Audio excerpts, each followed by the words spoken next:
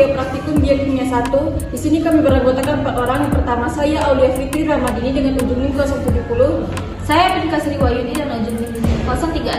Saya Zeti Purwaeni dengan ujung NIM 052. Dan saya Reviarita dengan ujung NIM 044. Baiklah, di sini kami akan membahas mengenai kromatografi lapis tipis asam amino. Percobaan yang dilakukan kali ini bertujuan untuk mengidentifikasi larutan asam amino, glisin, triptofan, tyrosin, dan campuran glisin tirosin menggunakan metode kromatografi lapis tipis.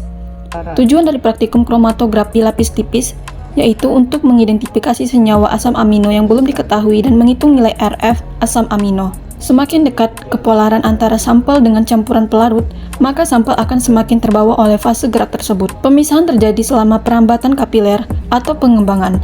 Lalu hasil pengembangan dideteksi, zat yang memiliki kepolaran yang sama dengan fase diam akan cenderung tertahan dan nilai RF-nya kecil. Fase diam adalah plat KLT yang terbuat dari silika gel. Sedangkan fase geraknya adalah campuran pelarut. Pelarut yang digunakan kali ini terdiri dari campuran atau N-butanol, asam asetat, dan air.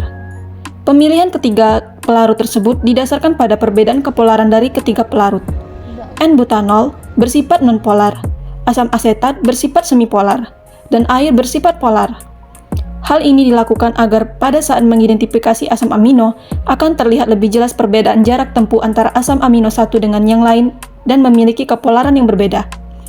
Campuran larutan ini harus dijenuhkan terlebih dahulu di dalam chamber untuk menghilangkan uap air atau gas lain yang mengisi fase penyerapan yang akan menghalangi laju pelarut. Setelah pelarut atau fase gerak dijenuhkan dan plat KLT atau fase diam telah ditotolkan larutan asam amino dan larutan campuran, plat KLT dimasukkan ke dalam chamber dan dilakukan proses elusi sampai bayang-bayang pelarut atau eluent mencapai end line atau batas akhir elusi, yaitu sekitar 10 cm.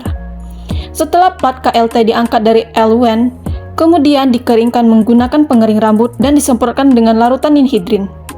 Proses penyemprotan dengan ninhidrin bertujuan sebagai pereaksi spesifik terhadap asam amino, dengan muncul dua warna dominan dalam identifikasi asam amino, yaitu ungu dan jingga yang merupakan warna senyawa kompleks yang terbentuk oleh larutan asam amino dengan pereaksi yang digunakan, yang dalam percobaan ini merupakan larutan ninhidrin. Nilai RF sangat bervariasi antara satu jenis asam amino dengan jenis asam amino yang lainnya.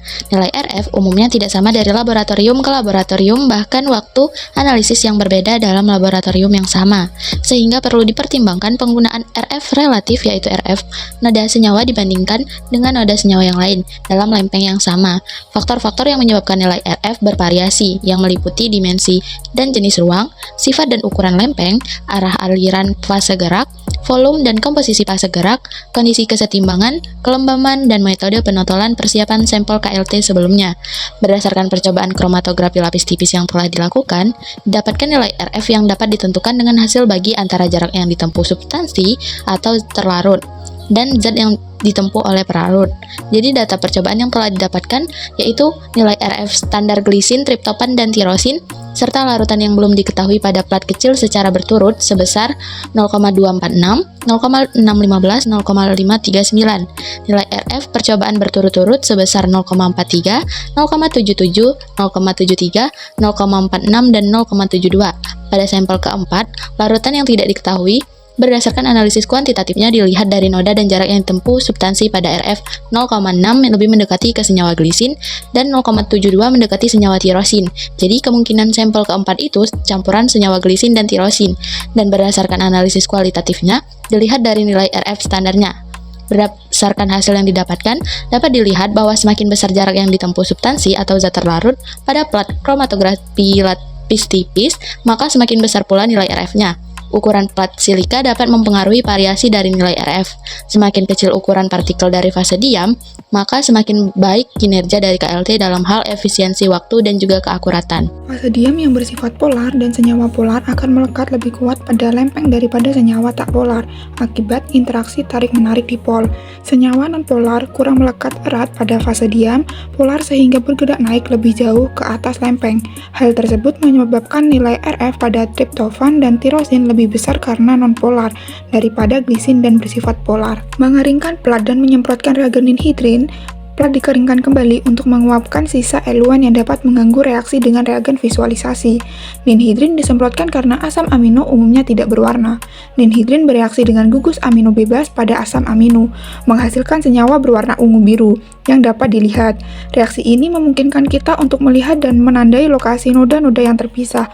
Memanaskan plat dalam oven, memanaskan pada suhu 105 derajat Celcius, mempercepat reaksi antara ninhidrin dengan asam amino. Pemanasan ini memastikan reaksi sempurna sehingga warna yang dihasilkan stabil dan jelas. Fase diam atau silika gel yang sangat polar mampu membentuk ikatan hidrogen. Fase diam pada KLT yang umumnya adalah silika gel SiO2 memiliki sifat yang sangat polar. Permukaan silika gel dipenuhi oleh gugus silanol SiOH yang mampu membentuk ikatan hidrogen karena sifatnya yang sangat polar. Fase diam ini memiliki daya tarik kuat terhadap molekul-molekul sampel yang juga bersifat polar.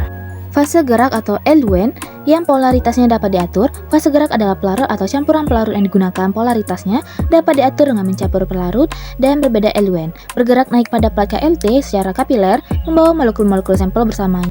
Pemisahan terjadi karena setiap molekul sampel konstan berpartisi atau berpindah antara fase diam dan fase gerak. Molekul yang berada di fase gerak akan bergerak lebih jauh, sementara molekul yang lebih menempel pada fase diam akan tertinggal. Molekul polar bergerak lambat dan molekul non-polar bergerak cepat. Hasilnya noda-noda yang berpisah berdasarkan perbedaan polaritasnya. Ketika eluen bergerak melarutkan zat terlarut, sementara silika gel berusaha menahannya. Komponen lebih polar akan memiliki daya tarik yang lebih kuat terhadap silika gel dan bergerak lebih lambat, sedangkan komponen kurang polar mudah terangkut oleh eluen dan bergerak lebih jauh. Demikianlah penjelasan dari kelompok kami akhiri. Wassalamualaikum